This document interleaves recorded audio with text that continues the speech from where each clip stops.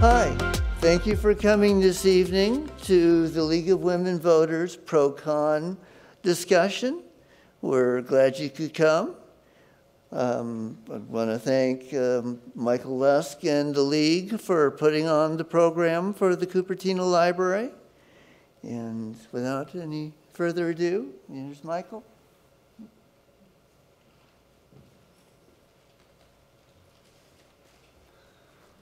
Good evening, everyone. I'm Michael Lusk from the League of Women Voters. I thank the Cupertino Library for hosting this and the city for allowing us the use of the facilities and the TV crew.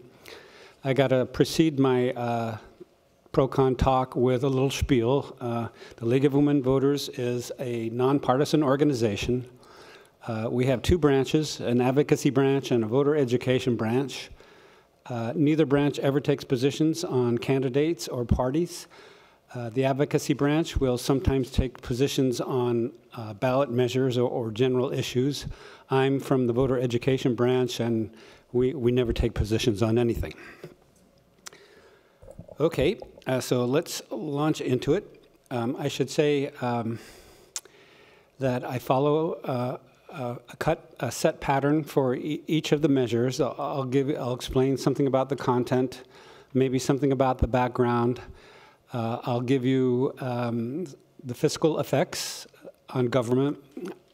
I'll give you some prominent supporters and opposers, some arguments that supporters and opposers make, and then I end with the campaign finance, how much money has been given in support or opposition.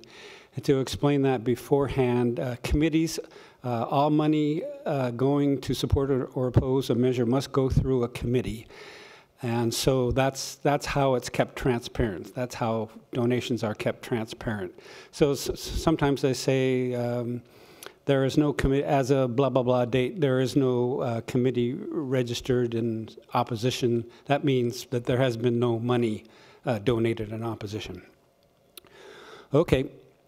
So there are 11 state propositions. Yes, Rob has, I like to keep the floor open to questions. I think people learn better if they can ask questions as they go along. Rob has a microphone right there, so just raise your hand if you have a question and he'll come over.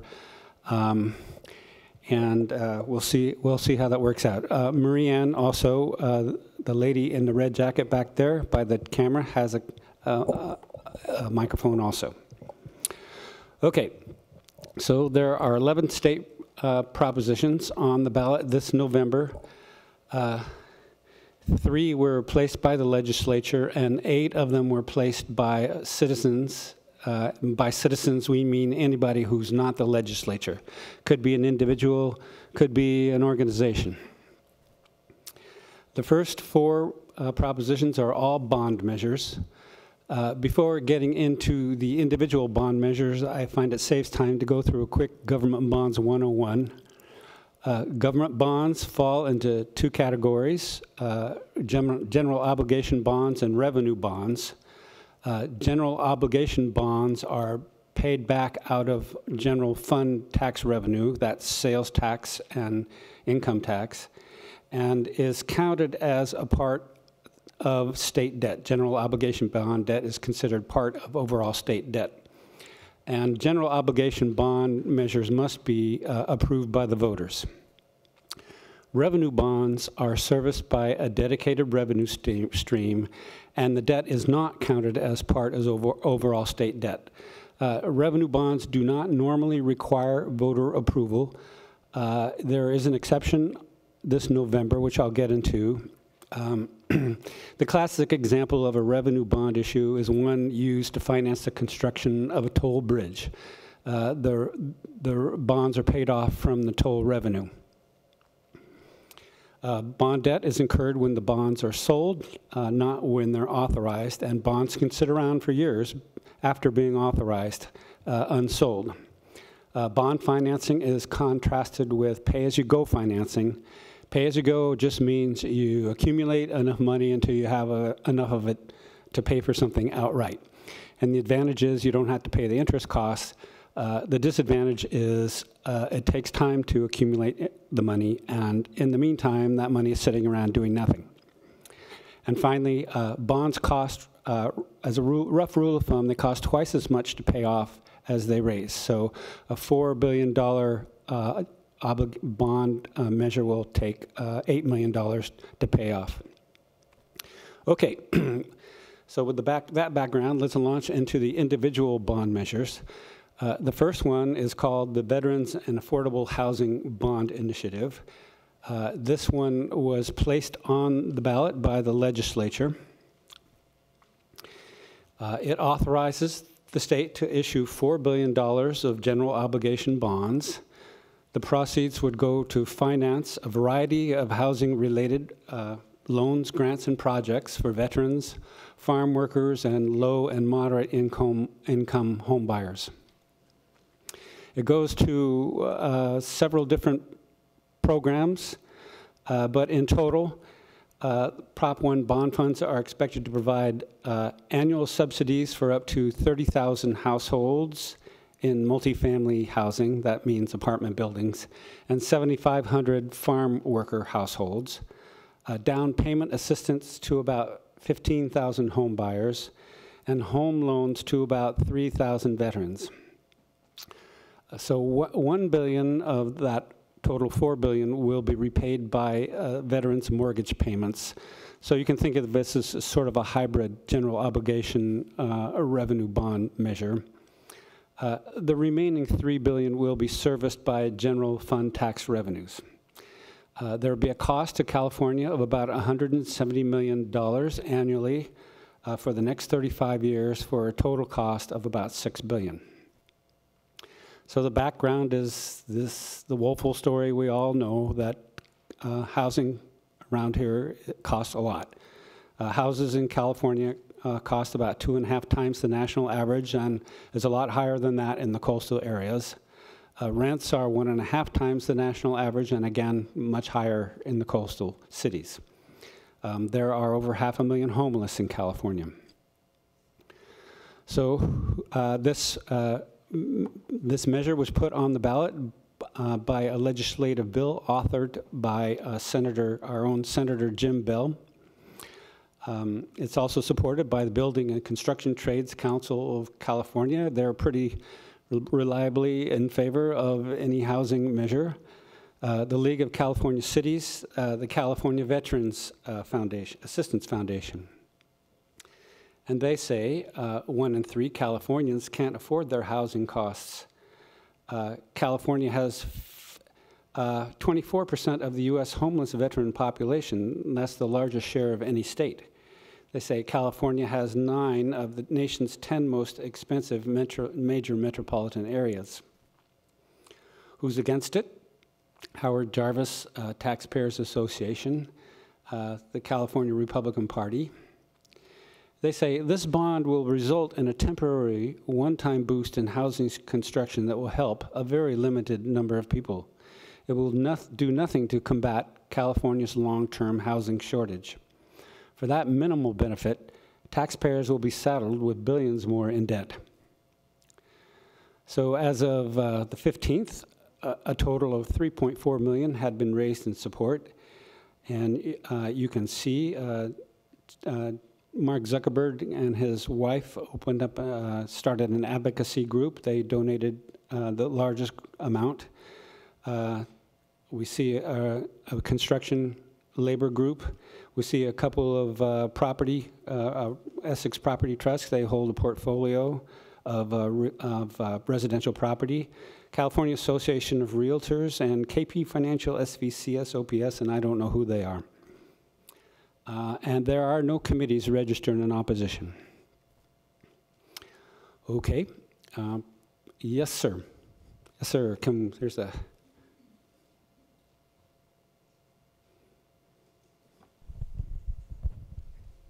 Yes, with all of these propositions, if you happen to have some background on these, I'd appreciate it if we could be filled in on what prior bond programs have tried to address the same problems. Are they still ongoing, or are we replacing older programs with newer ones?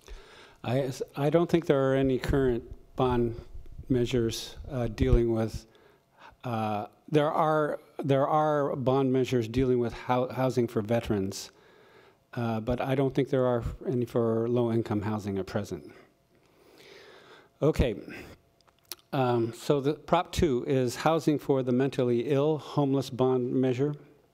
This also was put on, this is the second of 4 measures dealing with housing. This also was put on the ballot by the legislature. And it's best to start with some background on this one. Prop 63, which the voters approved back in 2004, also known as the Mental Health Services Act, funds various county programs aimed at helping the mentally ill. It's financed by a so-called millionaire's tax. It's a 1% surcharge on income above $1 million.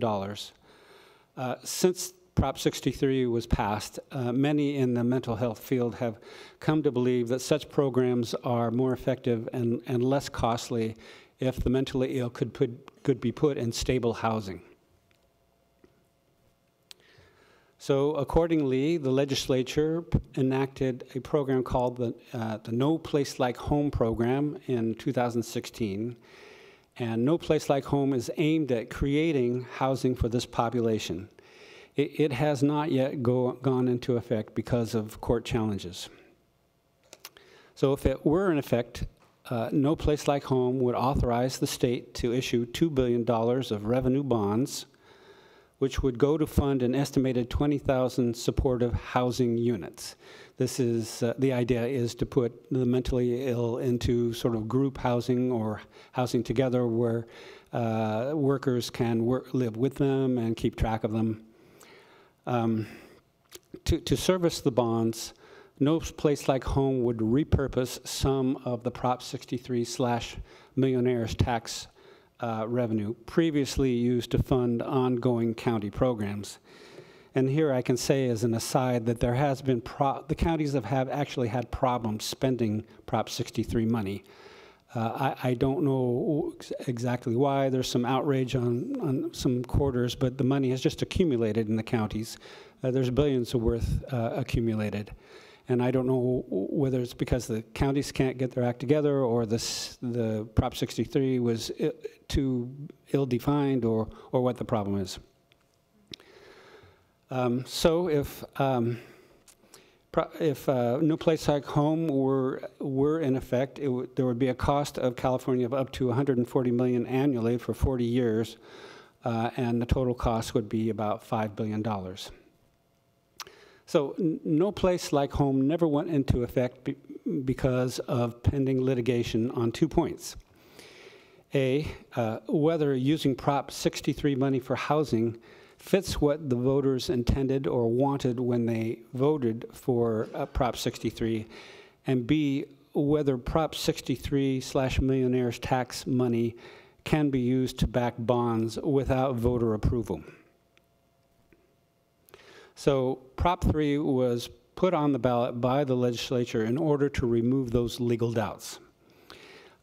If the voters approve it, then all legal doubts are removed. There's no more no court challenge can stand, and No Place Like Home would take effect immediately. If Prop 2 fails to pass, then No Place Like Home may or may not take place later, depending on how the courts rule. So who's for it? California Senators Kevin De Leon and John Moorlach, and it's not often you see those two on the same side of a measure. Good old reliable State Building and Construction Trades Council of California, the California Police Chiefs Association, the California Democratic Party, the LA Times, and the San Francisco Chronicle. And what they say is, housing for the mentally ill allows coordinated care of mental health and substance use services, medical care, law enforcement, education, and job training. They say Prop 2 brings no additional cost to taxpayers. Who's against it? The Contra Costa branch of the National Alliance on Mental Illness. I'm told that other chapters of the National Alliance on Mental Illness don't have a problem with Prop 2. And Mary Ann Bernard, she is an attorney who is a mental health advocate, and she was the one that filed suit against Prop 2. So what some of the arguments I found online against Prop 2, they say Prop 2 is wasteful. 100 million of it, that's 5% of the total, will go to housing bureaucrats. They say Prop 2 is unnecessary. The legislature has already authorized counties to accumulate Prop 63 funding for up to 10 years to use for pay-as-you-go housing. This first bullet point was an argument put up by Mary Ann Bernard herself. She says, housing for this population is needed, but stealing treatment money from the mentally ill to pay off bonds is despicable. And the last argument, it does nothing to change restrictive local zoning. Cities and counties are often reluctant to approve homeless housing, leading to fewer new homes than proponents suggest. So as of the 15th, a total of $3.4 million had been raised in support, and we can see these are identically the same top 5 donors for identically the same amounts as for Prop 1. And there are no, oops, I dropped a T there. There are no committees registered in opposition. Yes, ma'am. For Prop 2, you say that it kind of untangles Prop 63, and yet it sounds like there's also still bonds on top of that? It doesn't really untangle it. It's not meant. The whole idea is to build housing. When they pass Prop 63, I guess the sponsors of the bill did not realize how much housing was necessary to help the mentally ill, and so this is they're just trying to use the funding that was originally. So it's not new bonds, it's basically taking that millionaire's tax bonds. These are new bonds. But they'll be paid for by the millionaire tax. Yes, it's not a new tax. Okay. That's right, yeah. Part of the millionaire's tax. Part of the millionaire's tax will still go to fund ongoing county programs. Okay, so Prop 3 is the Water Infrastructure and Watershed Conservation Bond Initiative. This was put on the ballot by a citizen, and I can't remember his name, but it's an individual. It would authorize the state to issue $9 billion of general obligation bonds. The proceeds to be used for a variety of water infrastructure projects in the following areas. $2.5 billion for watershed protection and restoration, $2.1 billion for drinking water supplies, wastewater treatment, and water conservation, $1.4 billion for stream and wetlands, wildlife habitat improvement and restoration, $1.2 billion for water facility upgrades, meaning connections and repairs to existing dams, canals, and reservoirs, $1 billion for cleaning up, recharging, and managing groundwater, $500 million for flood protection. So $1.4 billion of those aforementioned allocations are to go to projects benefiting disadvantaged communities, meaning communities whose median income are less than 80% of the state median, which is about $51,000. An additional $2.6 billion to be prioritized for those disadvantaged communities. Prop 3 is administratively quite complex. It would provide funding to more than a dozen different state agencies. They, in turn, would allocate grants to local government agencies, Indian tribes, nonprofit organizations, and private water companies for specific projects. And in some cases, the local agencies would have to provide matching funding. There would be an annual cost to California of $430 million over 40 years for a total cost of over $17 billion. There would be savings to local governments because they wouldn't have to pay for some of these water projects that they might otherwise have to. The state will pay for it. Who's for it? Dianne Feinstein and John Cox. Another case of odd political bedfellows. The Agricultural Council of California, the farmers are in favor of this one. The Nature Conservancy, the California Chamber of Commerce. They say California must prepare for extreme variations in water supply. Prop 3 gets us ready for the next drought.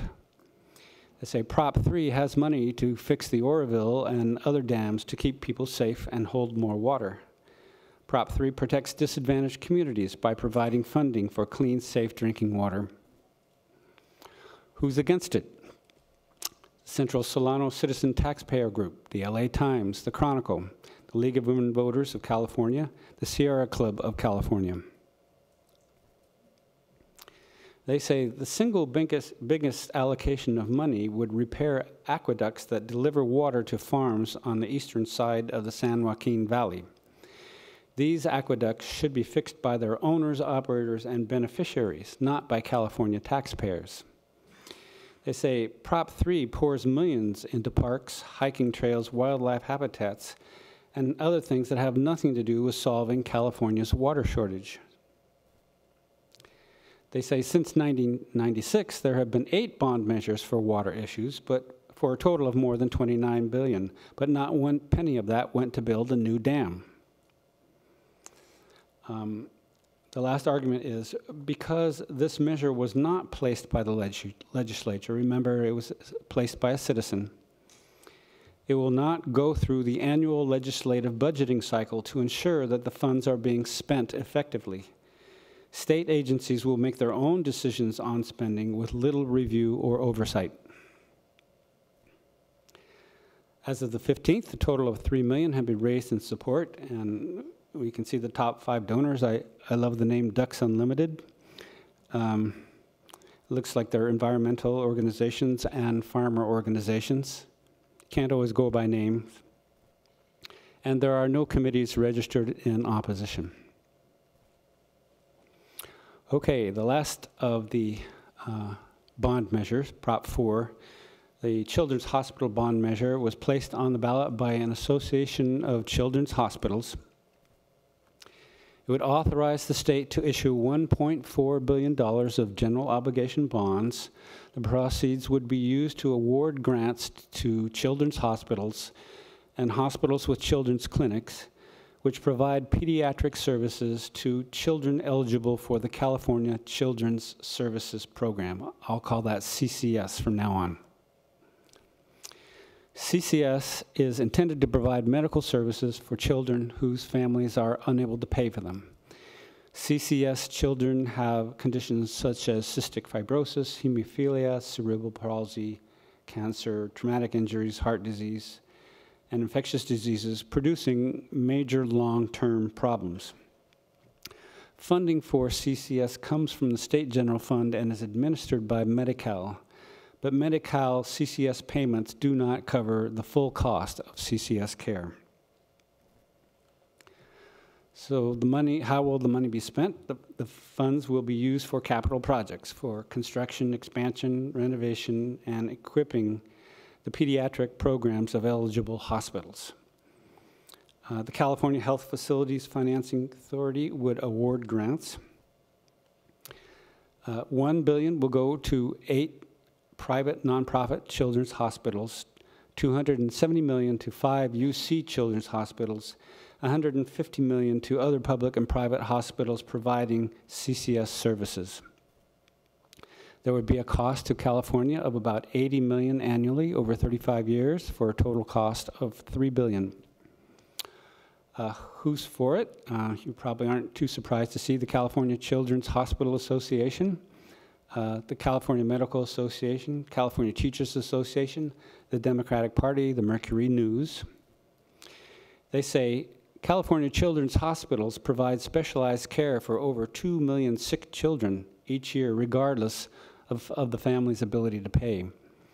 Patient expenses are often not fully covered, so hospitals don't have enough surplus funds to invest in new equipment and other capital improvement. They need taxpayer help. Who's against it? Gary Wesley, Howard Jarvis Taxpayers Association, the Republican Party. They say state funds should not be used to support private facilities. This principle stands even when the facilities serve severely ill children. They say bonds are not free money. There are interest costs, and that's money that can't be used to pay off unfunded pension liabilities and K through 12 education. As of the 15th, a total of $11 million had been raised in support, and you can see the top 5 donors are all children's hospitals, and they all donated identically the same amount. And there were no committees registered in opposition. Okay, so that is the last of the bond measures, but before yes, sir.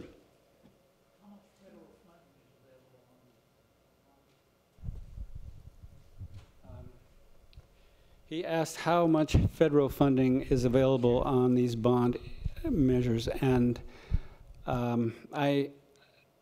these measures really have nothing to do with federal funding. This is purely state money. Now, whether some federal money goes to some of the same programs, I couldn't really say. Yes, ma'am. I understand that they want the money, for these children, pay these bills for these children, that they can't afford it. But it seems to me that it's going to building funds rather than the children. I guess that's the part that's a little uncomfortable. She's saying this money is going to building fund and not really for ongoing programs for the children. And that's true. But you could make the case that to support the children, they've got to have the proper equipment.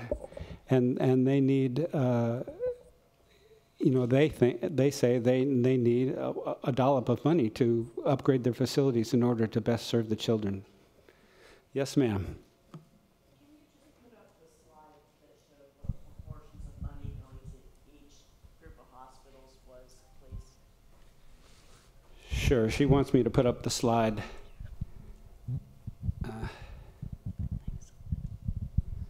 So there it is. And by the way, this PowerPoint presentation is posted on the League of Women Voters website, so you can go back and refer to it anytime you want to. Okay. Are some of the 8 named, the 8 hospitals? Do I have the At image? the top. What are the names of those? I don't remember the individual names. I think some of them are in this these donor. Lucille Packard's one of them? Yeah. These probably include some of them here, the top 5 donors. Yes, ma'am. The list is in the Okay, yeah, it's in the voter's guide. Okay. All right, so before I leave the subject, yes, ma'am. Would you have the total cost right now that California is paying out in bond indebtedness? Yes, This is adding to a big bucket of other debt. So how will this impact percentage-wise our overall obligations? That question is so well timed because I have the slide right up to answer your question. So before I leave this measure of bonds, I want to talk about, just touch on the the state of overall California debt. California currently has about $83 billion in general obligation bond debt. That means bonds that have been sold, and about $39 billion of unsold bonds. And you can think of unsold bonds as potential debt. That's a debt that the state has a right to enter into when it chooses. So Props 1, 3, and 4, and remember those are the 3 general obligation bond measures, would authorize California to issue another $14.4 billion of general obligation debt for a total of $97.4 billion if all the bonds were sold immediately. But really, they won't be sold immediately. That's kind of an imaginary number. That gives you a sort of a maximum debt, bond debt. So the annual cost of servicing Prop 1 and 3 1, 3, and 4 debt would be about $430 million annually, paid over 40 years for a total cost of $26 billion. The proportion of general fund revenue spent on bond debt service, that's called the debt service ratio. The debt service ratio would peak at about 4.5%. The U.S. average debt service ratio is 3%. And I'm told that bond rating agencies get twitchy and nervous when the debt service ratio hits about 5%. And this is also answering your question, ma'am. A bond debt is just one part of overall California debt and not the largest part. Retiree pension and health care liabilities are about $271 billion. Okay, so now we can go on to the non-bond measures. Prop 5, some people call it the Prop 13 Tax Transfer Initiative. It was put on the ballot by a group of realtors. It would amend the Constitution, because anything to do with property tax law has, ever since the days of Prop 13, has to go into the Constitution. And also it would write a new statute. So it applies to home buyers age 55 or older, or who are severely disabled, or whose homes have been destroyed in some natural catastrophe. It allows the home buyers to transfer the property tax valuation from their old home to their new home, adjusted by certain formulas, which I'll get into later. So current law already allows such home buyers to transfer their taxable values, but under more limited circumstances than Prop 5 would allow. Unlike current law, under Prop 5, there would be no restrictions on the new home value. Currently, the new home has to be of lesser or equal value than the old home. There would be no restrictions on location of the new home. Currently, you can only transfer property tax valuation within the same county as the old home, or to another county that accepts property tax valuations. I think there are currently 11 counties that do so, including Santa Clara. But it's at the option of the county, because accepting property tax valuations has implications for their property tax base. Finally, there would be no restrictions on the number of moves the home buyer may make. Currently, the home buyer may only do it once in his lifetime, his or her lifetime. So here are the adjustment formulas. If the new home has a lower market value than the old, and I'll just say it in English while you can ponder the math formula, new home taxable value is in the same proportion to the old home taxable value as the new home market value is to the old home market value. So if you sell your old home and you buy another one that's 30% less expensive, then the property tax valuation will be your old home's taxable value less 30%. 30% cheaper than your old home taxable value. Okay? If the new home has a higher market value than the old, the formula is simpler. The new home taxable value is increased by the difference in market value. So if you sell your old home for $500,000 and buy a new one for $600,000, your taxable value goes up by the difference between the two, which is $100,000. Okay, fiscally, there would be property tax losses for cities, counties, and special districts, growing over time to $1 billion or more per year.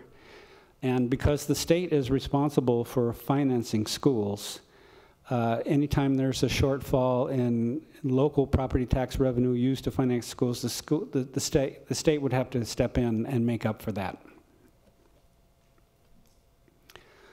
So who's for it? California Association of Realtors, probably doesn't shock you to see that. California Chamber of Commerce, the Republican Party.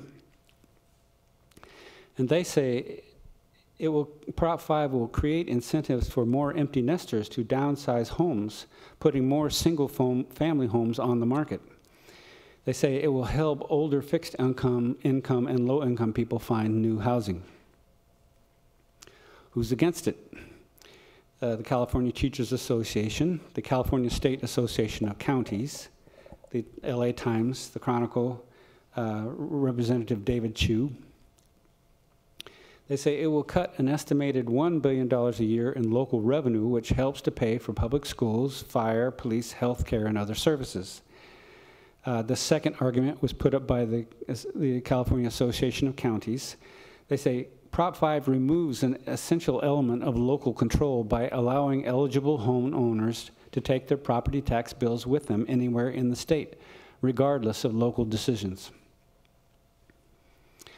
So as of the 15th, a total of $13.2 million had been raised in support, and there's only 2 donors. Both of them are associations of realtors.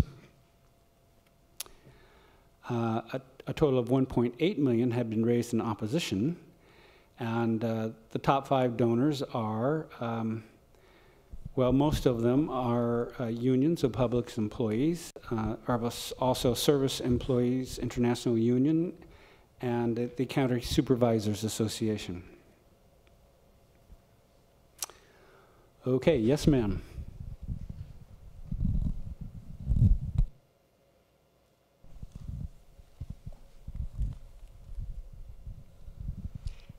Can you explain how the tax valuation is transferred now in the scenario where a family or an individual downsizes and they have a tax valuation, and then also in the other case where they buy a more expensive home?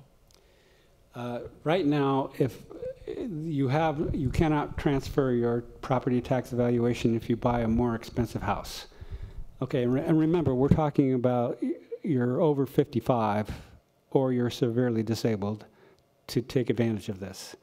And it has to be done, as I mentioned before, it has to be done within the same county. You can only do it once in your lifetime.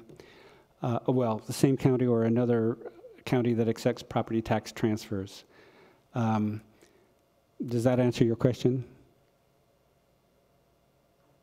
Okay. Okay. All right, so Prop 6. This is the fuel tax and vehicle fee repeal measure. This was put on the ballot by a citizen. It proposes to amend the Constitution. This is one of the more heated measures on the ballot. It's best to start with some background on this one. So Senate Bill 1, the Road Repair and Accountability Act, was passed in April of last year, very largely along party lines.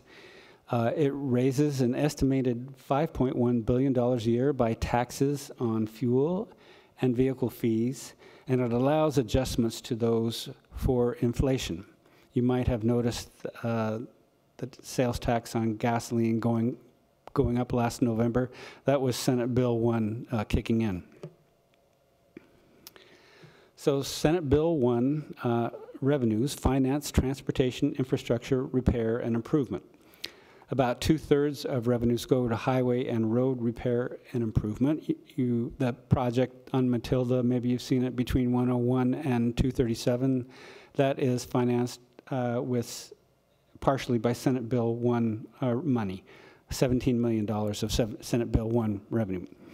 1/3 of Senate Bill 1 revenue goes to other programs such as mass transit, but not high-speed rail. I know somebody would ask me about that. So back to the present, what does Prop 6 do? Basically it repeals Senate Bill 1. It repeals the fuel tax increases and vehicle fees. It amends the Constitution so as to require voter approval for any future new or increased fuel tax, vehicle fee, or transportation improvement fee. In the current fiscal year, it would reduce Senate bill revenues from $4.4 billion to $2 billion. In future years, it simply would eliminate all the $5.1 billion a year it's intended to raise. It would make it more difficult in the future to raise fuel taxes or vehicle fees because the legislature would have to go before the voters each time it wanted to do so. Unless money could be found elsewhere, transportation infrastructure repairs improvements would have to be deferred or dropped. So I went into a little more background on this one than the others. The state is responsible for building and maintaining about 8% of total California road mileage, and that includes 50,000 lane miles of pavement, over 13,000 bridges, and over 200,000 culverts. Most California road mileage is built and maintained by cities and counties, though they usually receive partial financing from the state. Total road spending in California at all levels is about $35 billion a year, and $12 billion of that comes from the state. So I think this measure kind of boils down to a few questions. The first question is, do you think that California roads need repair and improvement? And do you think that measures ought to be taken to relieve the congestion? So to help you answer the first question, the American Society of Civil Engineers gave the state an overall D in an assessment that came out just a few days ago that graded California's transportation infrastructure. Pardon me? On some scale. Like A, B, C, D, F?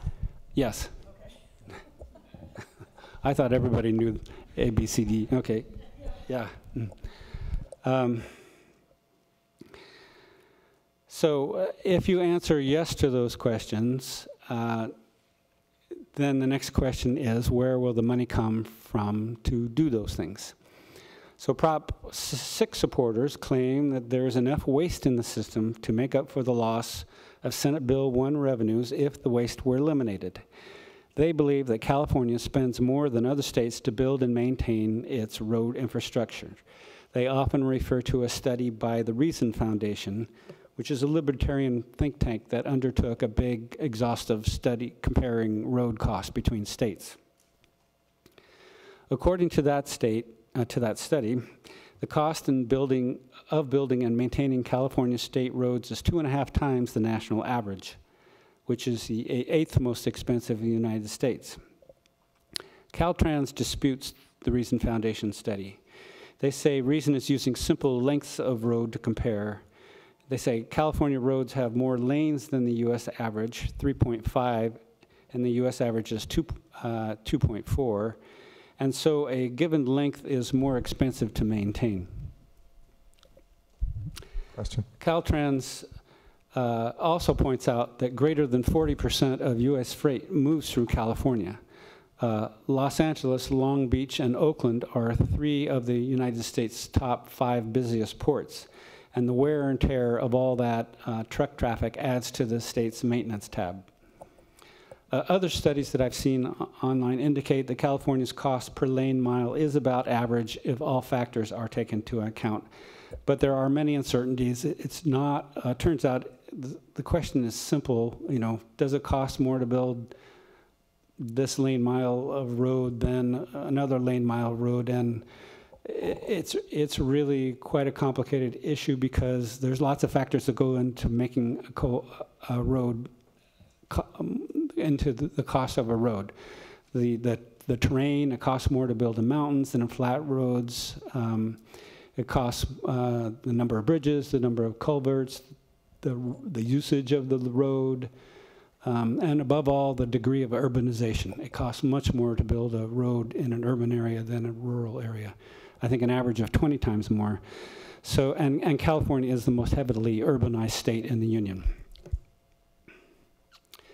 Yes.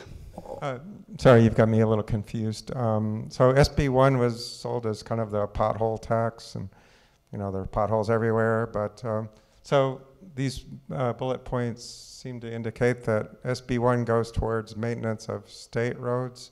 Does it not also cover local roads? Yes, it does cover local roads, yes, to some extent, yeah. So some of this funding goes to, say, Cupertino? Yeah. Okay. Yes, ma'am.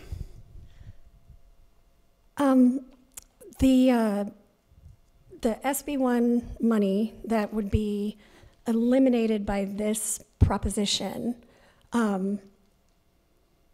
Is there any indication of where the pro argument, where they say there's quote unquote waste in the system? Is there any indication of where have they said this is where we should be able to save money?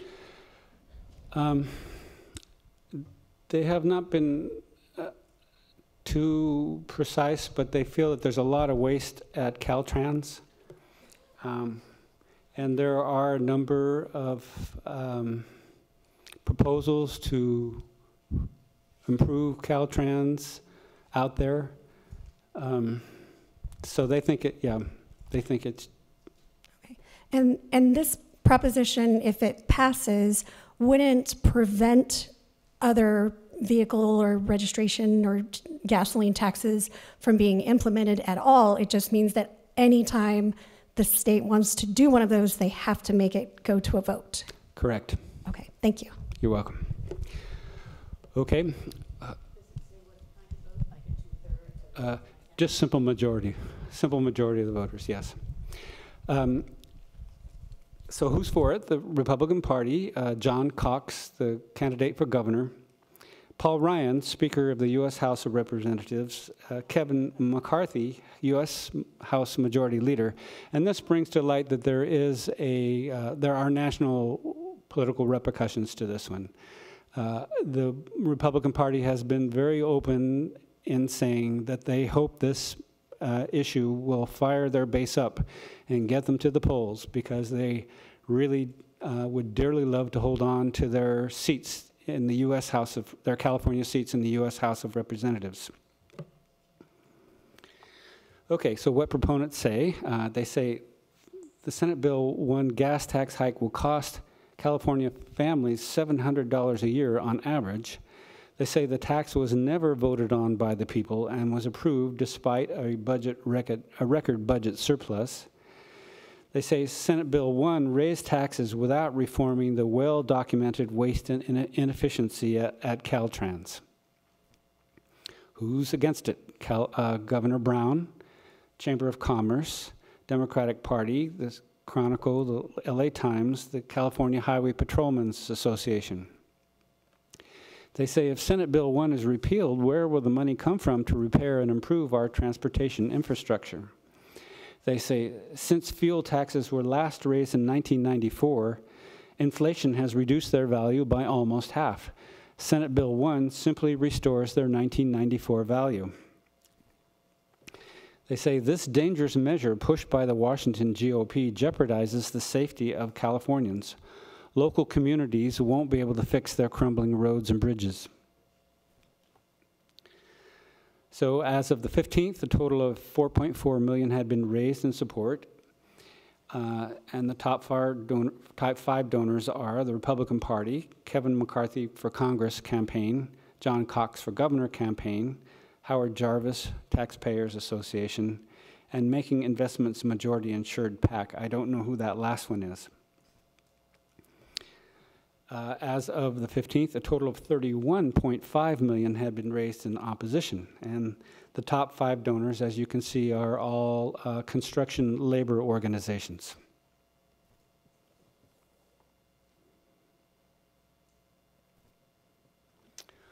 Okay, Prop 7. And this is a nice, easy one to give your neurons a break from the frantic activity. This would allow the legislature to extend daylight saving times year-round. I should say this is put on the ballot by a citizen. So it would allow the legislature to extend daylight saving time to the whole year by a 2/3 majority vote if the federal government agrees. I guess I made the same point twice here. Extending daylight saving time would also require a change in federal law.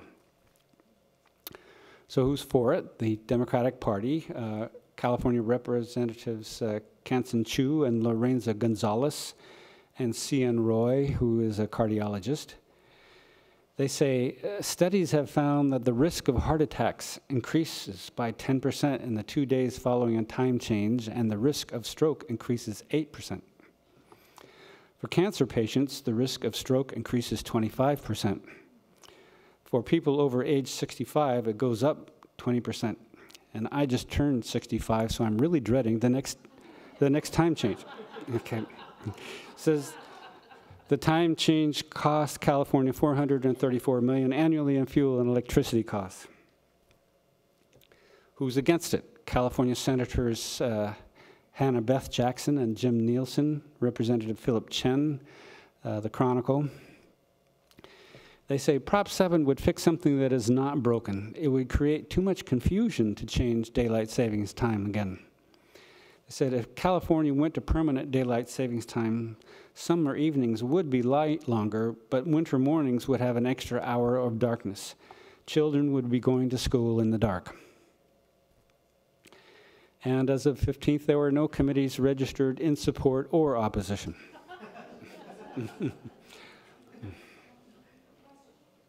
Yes, ma'am. When it said a 2/3 majority is required, is that 2/3 on this proposition or 2/3 of the legislature when they change it? 2/3 of the legislature. Yes, ma'am. Pardon me. Pardon me? What's the status in the federal government on daylight savings? What is the status in the federal? What's the federal government say about this? The federal government hasn't said anything about it. Because would California be the first state to do this? No, our Arizona is on permanent daylight savings time. Yeah, and there have been changes in the past. Back in the 70s, when everybody was freaked out about the energy crisis, I think they went to year-round daylight savings time and then decided to come back. So it has been changed before. Okay, thank you. Yeah. Mm-hmm. Okay, Prop 8, I found it an interesting one. I thought it was of middling importance at first. The more I thought about it, I thought it kind of touches on more general questions of how we finance health care. It would limit dialysis clinic revenue and require refunds to payers. It would require for-profit dialysis clinics to refund payers, and by payers we mean private health insurance companies, for payment exceeding 115% of allowable costs. And it defines what those allowable costs are, and the allowable costs are kind of central to this issue. It creates incentives for the clinics to spend as much as possible on the allowable cost in order to minimize the rebates. The more they spend on the allowable costs, the smaller their profit margin is, and the smaller the profit margin is, the less likely they're going to have more than a 15% profit margin that they'll have to refund. Okay? So under Prop 8, allowable costs fall into two categories: direct patient care services costs and healthcare improvement costs. So direct patient care services costs are defined as compensation for non-managerial clinic staff who furnish direct care to patients, pharmaceuticals and medical supplies, and facility costs such as rent and maintenance. Healthcare improvement costs are defined as new health technologies, staff training, patient education, and counseling. Prop 8 would also empower the California Department of Health to establish other categories of allowable costs upon appeal by the clinics. The clinics claim that that appeal process would be very slow and cumbersome. So there's a lot of background to this one. In the year 2016, about 140,000 patients received dialysis treatment in California. This has been a rapidly growing share of our healthcare dollar for happy reasons. The reasons being that dialysis patients are living longer than they used to. Medicare, well, government programs, particularly Medicare, pay for most treatments. Medicare covers everyone with end-stage renal disease regardless of age. However, Medicare patients are unprofitable. Dialysis clinics make their profits from the 10% of patients with private health insurance.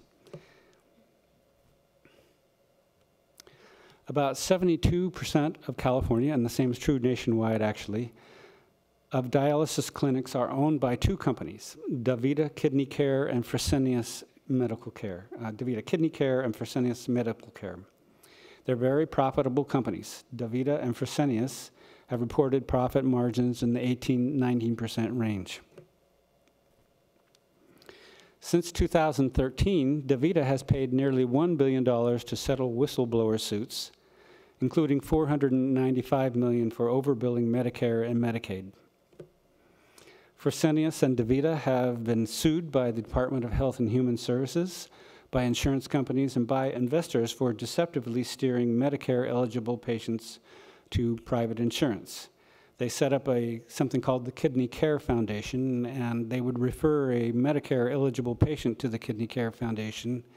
The Kidney Care Foundation would actually enroll them in a private health plan, and then they would start the dialysis treatment. Prop 8 was placed on the ballot by Service Employees International Union, United Healthcare Workers West, which I will call UHW from now on. UHW is a coalition of unions with about 80,000 healthcare worker members. UHW has been trying to unionize DaVita and Fresenius since 2016. UHW has a history of placing measures on the ballot in order to gain leverage in labor negotiations and/or in attempts to get legislation passed. So here I should explain that when somebody sponsors a ballot measure, there is an intermediate stage before it is irretrievably on the ballot. It can be withdrawn by the sponsor. And in some cases, this has been used as a negotiating chip. UHW did this in negotiations with Kaiser in 2014. They put a measure something like Prop 8 on the ballot, and then Kaiser got so angry they withdrew from negotiations, and then UHW ended up withdrawing the measure anyway. They also put a measure to raise the minimum wage to $15 an hour, and when the legislature agreed to do that on its own, UHW withdrew it. UHW pushed a bill closely resembling Prop 8 in the legislature, and that bill failed. So what would be the effect on the cost of dialysis and on health insurers' costs if Prop 8 were to pass? And the short answer is nobody really knows. It's too complicated. It's highly uncertain. It depends on the interpretation of allowable costs, on the responses of the clinic owner-operators, and the responses of private health insurance companies. So who's for it? Okay, we see UHW there. We see we see three labor organizations: the California Democratic Party, the Congress of California Seniors. And some of the arguments they advance are, dialysis in the U.S. is a market failure. Normal market forces can't work to lower prices and raise quality if consumers have no choice. The state must intervene. They say the big dialysis companies are hugely profitable, but don't invest enough in basic sanitation and patient care. They say California dialysis companies charge patients with private insurance an average of $150,000 for a year's treatment, and that's a 350% markup over costs.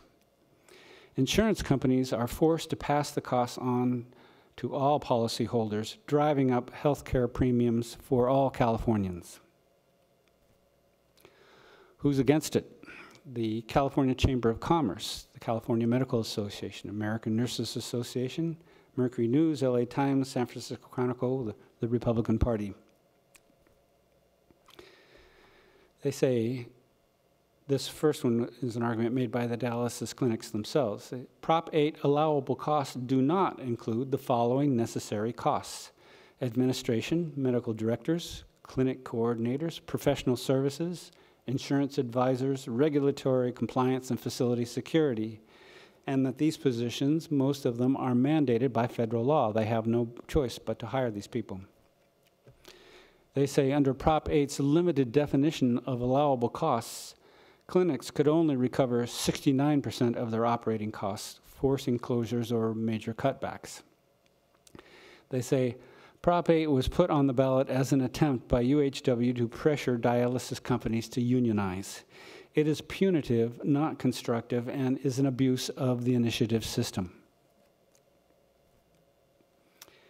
The fiscal effects on government are uncertain, but not great, probably in the low tens of millions of dollars, one way or the other.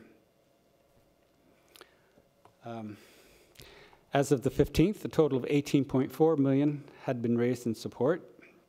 And you can see the vast majority of that comes from UHW itself.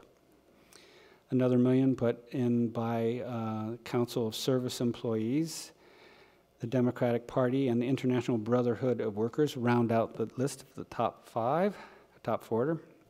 Oh, those are their only 4 donors.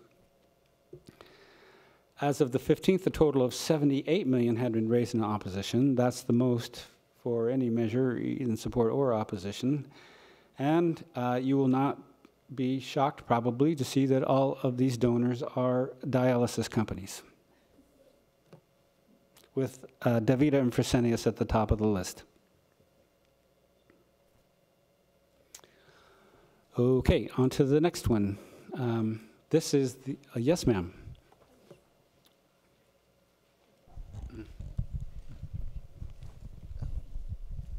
I just wanted to clarify if the rebates, or if the proposition passes and the clinics are required to pay those rebates only go to the private insurance companies, not to Medicare or Medi-Cal. Is that correct?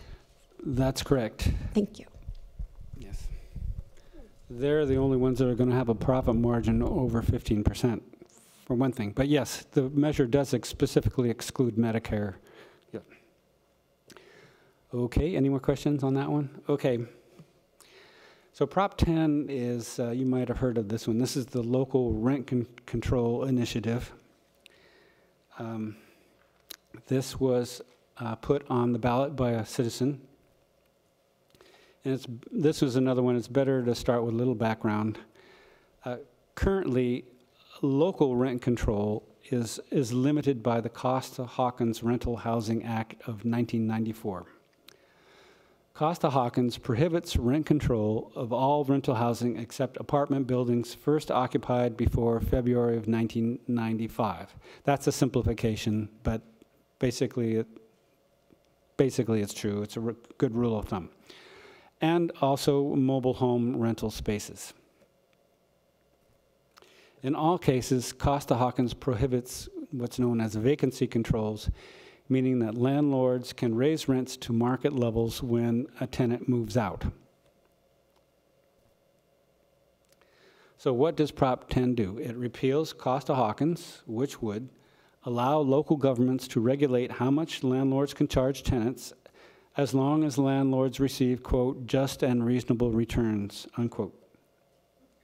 And I believe just and reasonable returns is defined as 6% over costs.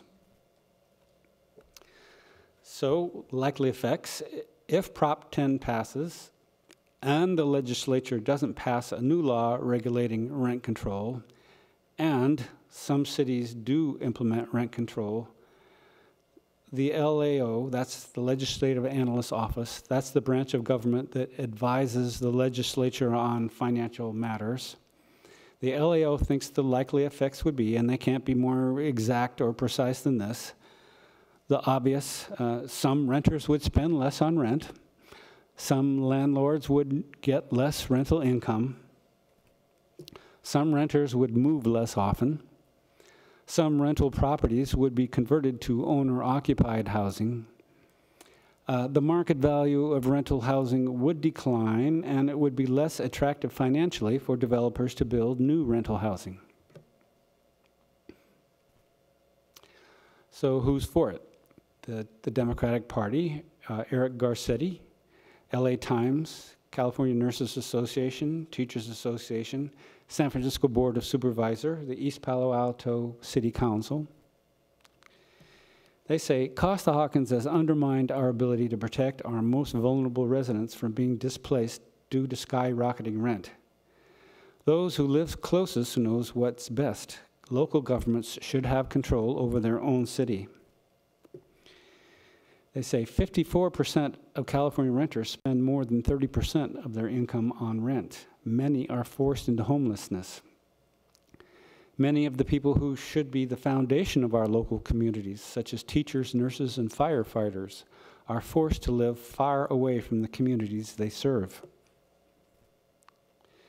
They say making up for 40 years of insufficient rental housing production will take a minimum of 20 to 30 years. Rent control is not a silver bullet, but all other solutions will come too late. Who's against it? The Chamber of Commerce, the Business Roundtable, the Small Business Association, the Republican Party, the Mercury News, the San Francisco Chronicle. They say almost all economists agree that rent control reduces the quality and quantity of rental housing. They say the only real solution to the housing crisis is to increase the supply of housing. Developers won't build more rental housing if we devalue the units they're considering building by capping future rents. They say the only people who would benefit from rent control are current renters. Everyone else, including people seeking rental housing, will lose. As of the 15th, a total of $19.6 million had been raised in support, and you can see the largest by far was by the AIDS Healthcare Foundation. This is an organization headed by Michael Weinstein, who takes an interest in these questions. The AIDS Healthcare Foundation was who put this on the ballot. Also the California Teachers Association, Committee to Save Our Children, Nurses Association, and the Liberty Hill Foundation. As of the 15th, a total of $56 million had been raised in opposition, and you can see that the top 5 donors are all associations of realtors or property groups that probably have portfolios of residential property. Oh, human nature is so disappointing sometimes, isn't it? Okay, so on to Prop 11. This is the ambulance employee break time regulation. This was put on the ballot by an ambulance company called American Medical Response, and I think they have a contract with Santa Clara County because I see their ambulances driving around. So the background is, currently, California labor laws require that work breaks be considered off-duty and uninterruptible. An employer cannot interrupt an employee's rest or meal break for work purposes. Ambulance companies have been skirting this requirement for obvious reasons, the emergency nature of their work. There are several ongoing lawsuits brought by ambulance workers alleging break violations. So according to the Legislative Analyst's Office, if the law were strictly applied to ambulance companies, they would have to hire about 25% more ambulance personnel, and that these higher costs would be borne by the counties because the counties are the level of government that contract with ambulance companies. Okay, so what would Prop 11 do? It would allow the companies to require ambulance workers to remain on call during meal and rest breaks. It requires the companies to pay workers at their regular rates during those breaks. It mandates that interrupted breaks not be counted towards the number of breaks workers are entitled to receive. So if it gets interrupted, it has to be made up by another one later. It also requires companies to provide employees with training related to active shooters, multiple casualties, natural disasters, violence prevention, and mental health.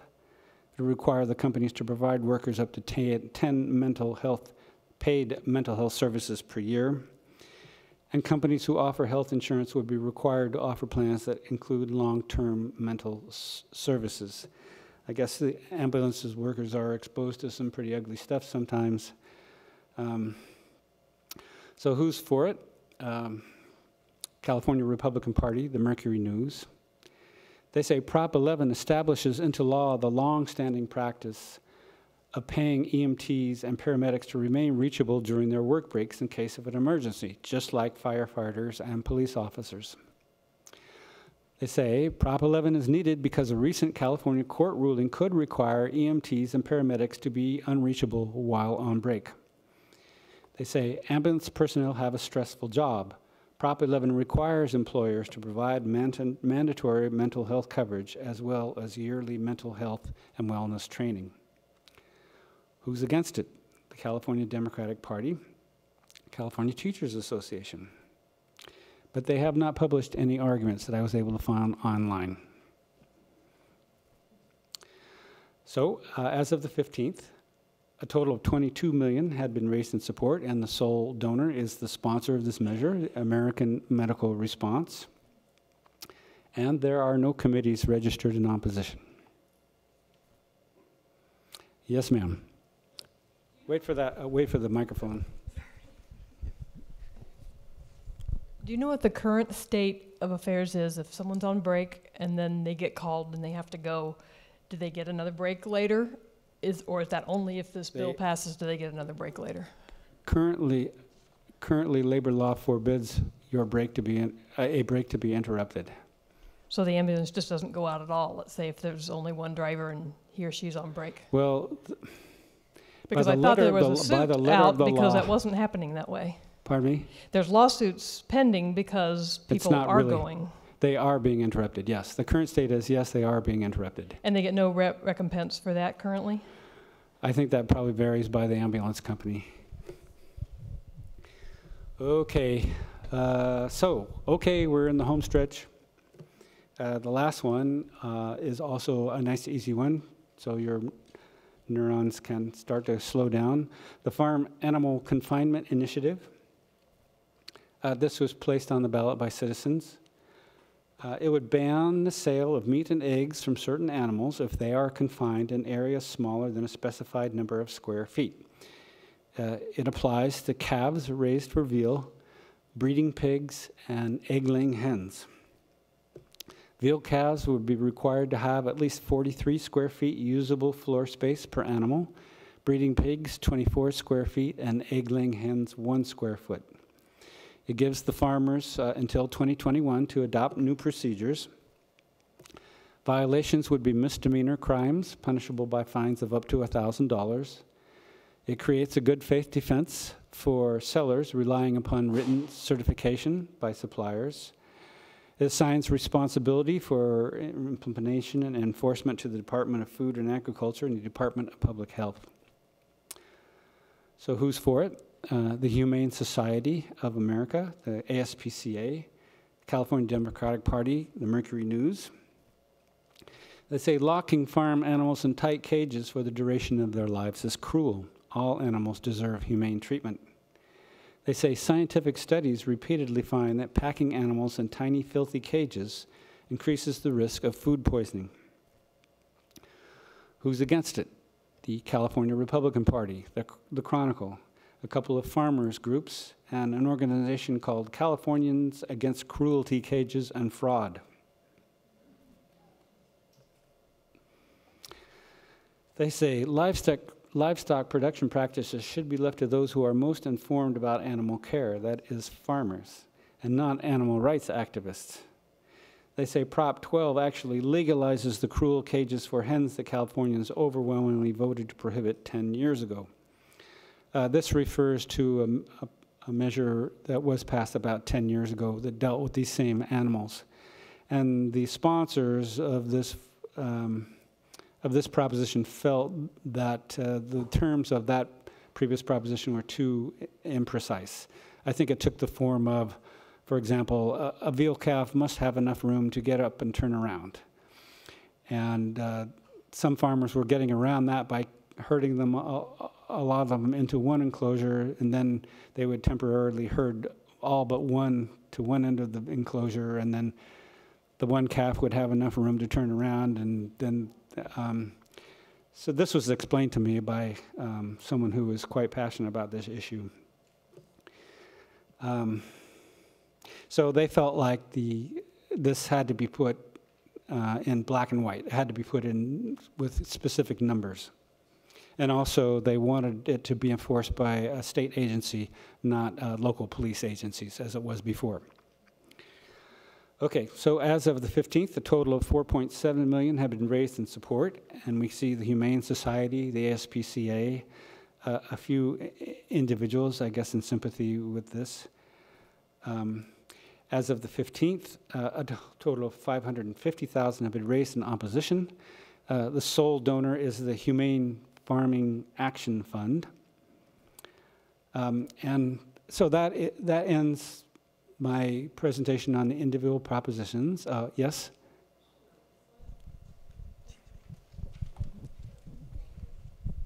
Has anyone done any studies on if this were to pass, what the impact would be? Would the costs of making the changes be passed on to the consumers and therefore affect the poor who can't afford to buy cage-free eggs and things like that? There probably will be some. I don't think anybody, to answer your question, no, I don't think anyone's done a study on it. But yes, of course, if there are increased costs, it will be passed on to the consumer. It always will. Yes. Yes, ma'am. Rob, there's someone behind you. Can you go back a couple of slides where, just go back a couple of slides. Are we still on? Okay, here. Uh-huh. What does that bottom bullet mean? Well, this proposition that passed 10 years ago, you caught me, I'm not really sure on this, but I think it eliminated cages for hens. And this one, because I think hens used to be, they used to be pretty industrial. They'd be one cage stacked on top of another. And since then, I think farming practices have changed, so hens aren't restricted to cages like that anymore. So whether this argument should be taken too seriously, I'm not sure. Maybe I shouldn't say that, but this is what their argument they're putting against it. Yeah, I don't think. Yeah. It seems to me that that bullet is saying that things are going to go backward rather than forward, is what that bullet implies, and that's my concern. That's the argument, but remember, this is what the opponents are saying. Pardon me? It had a square foot. It had a hens are allowed to have square foot, so maybe that implies there will be some sort of enclosure. Yeah. Okay. Could I just see it again really quick? Pardon me? Could I see that slide again really quick?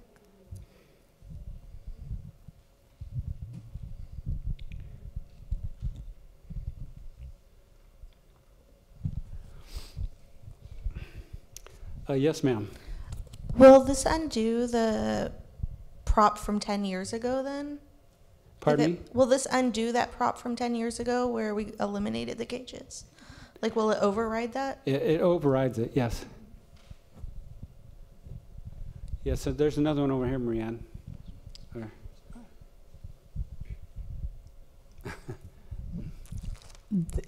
I was an active member of the league when the last proposition passed. Yes. And it increased the sizes, but it also said any changes had to be made by the voters.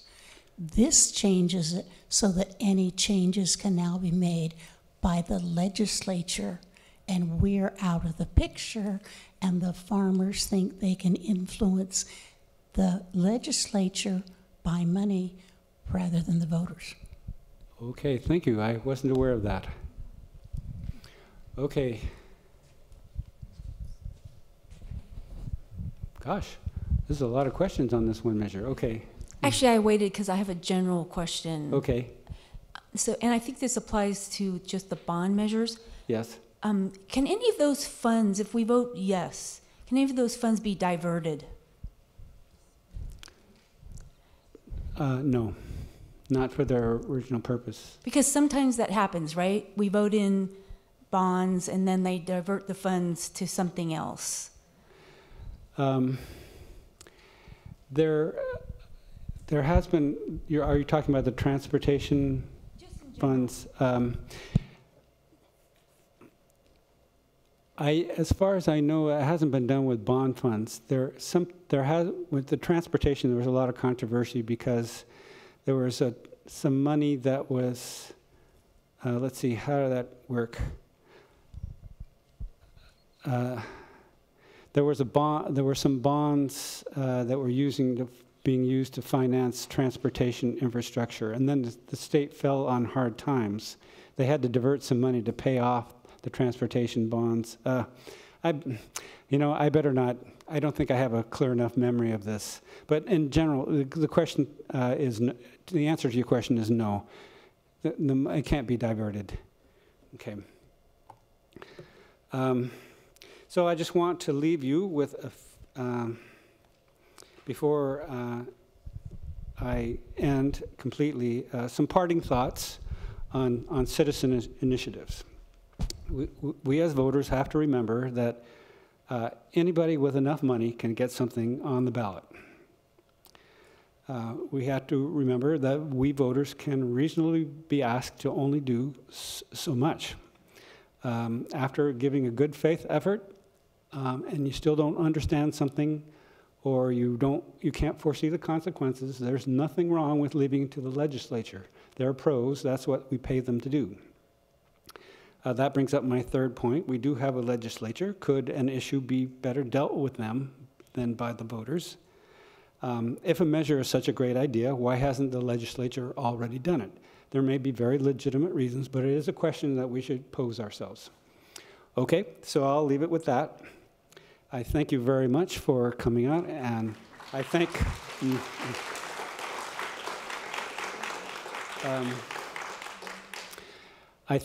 the library. I thank Rob for inviting us, for hosting us. I thank the city, and I thank the wonderful TV crew that always does such a great job on our league events. Okay, thank you again. And thank you, above all, for taking the energy to be informed voters.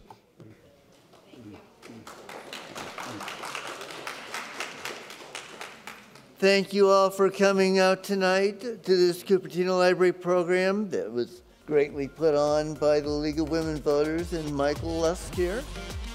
And I hope you all have a good evening.